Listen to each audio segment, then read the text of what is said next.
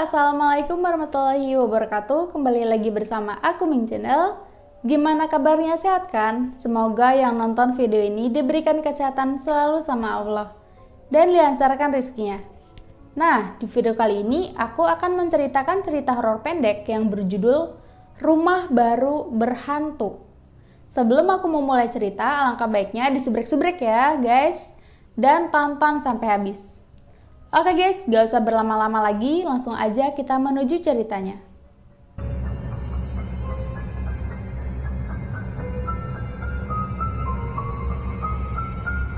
Suatu hari, ada seorang pasangan suami istri yang baru menikah beberapa hari lalu. Mereka menginginkan tinggal di sebuah apartemen, tapi dengan sesuai uang yang mereka punya. Setelah mereka berkeliling puluhan kali untuk mencari apartemen, akhirnya mereka menemukan rumah yang sesuai dengan uang mereka. Awalnya mereka ragu untuk menempati rumah tersebut karena fasilitas rumah tersebut termasuk mewah dengan harga yang sangat murah. Namun keraguannya hilang karena pemilik apartemen tersebut yang terakhir menempatinya. Setelah beberapa kali direnovasi dan diisi dengan berbagai macam furnitur, dan tempat tersebut akhirnya ditinggali. Orang yang pertama kali ia undang adalah keempat teman dari istrinya. Mereka party hingga larut malam, dan waktu pun menunjukkan jam 2 malam sekarang. Mereka semua tidur, dan teman istri pun tidur di ruang tengah. Sedangkan suami istri tersebut tidur di dalam kamar. Istri tersebut mendengar sebuah teriakan dari ruang tengah, dan akhirnya mereka pun beranjak untuk pergi keluar untuk melihat. "Hei, kalian kenapa?" tanya sang istri. Ketiganya tidak menjawab, dan Pasutri ini akhirnya memaksa salah satu temannya, dan mereka pun akhirnya menjawab. "Aku bermimpi aneh tadi. Aku melihat seorang laki-laki yang jatuh dari balkon rumah ini, dan dikerumuni banyak orang di bawah." Cerita teman pertama, dan dilanjut seruan teman ketiga. "Aku pun bermimpi seperti itu. Sebelum orang tersebut jatuh, dia memegang balkon dan lama-kelamaan terjatuh karena tidak kuat menanggung beban. Aku juga bermimpi macam itu, pria tersebut meninggal di tempat karena terjatuh dari balkon." Lanjut teman kedua. Karena mereka merasa ketakutan, akhirnya Pasutri ini mengantarkan keempat temannya pulang ke rumah satu persatu. Sang istri yang ketakutan ditenangkan oleh suami, dan suami tersebut mengucapkan, "Udah, gak mungkin ada hantu di sini. Untuk mastiin hari ini aku tidur di ruang tengah deh. Kamu tidur di kamar." Si suami memimpikan kejadian yang dialami oleh keempat teman istrinya, tetapi dia tidak menceritakan ke istrinya itu. Sehari berlalu, mereka berencana untuk membersihkan rumah. Si istri membersihkan dapur, dan si sang suami membersihkan ruang tengah. Sang suami terkejut karena ia melihat sebuah ruangan yang belum pernah ia lihat. Akhirnya ruangan itu ia buka, dan ternyata ada kertas berwarna kuning yang berisikan sebuah mantra.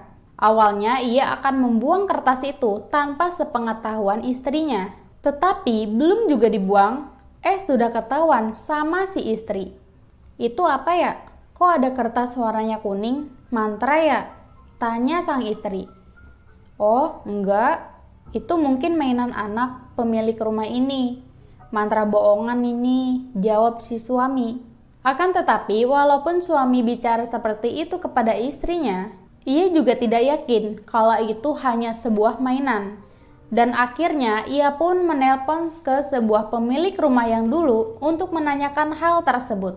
"Permisi pak, ini di rumahnya kok ada semacam mantra ya? Tapi tulisannya itu sudah saya buang di tempat sampah," tanyanya. "Juga saya selalu mimpi ada orang jatuh saat tidur di ruang tengah," tambahnya.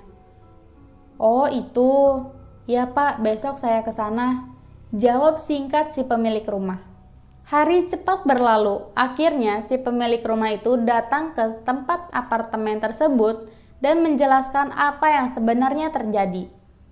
"Begini pak, Sebelumnya memang ada orang yang tinggal di sini, tapi ini sudah lama, hampir 2,5 tahun yang lalu. Lalu, gimana ceritanya?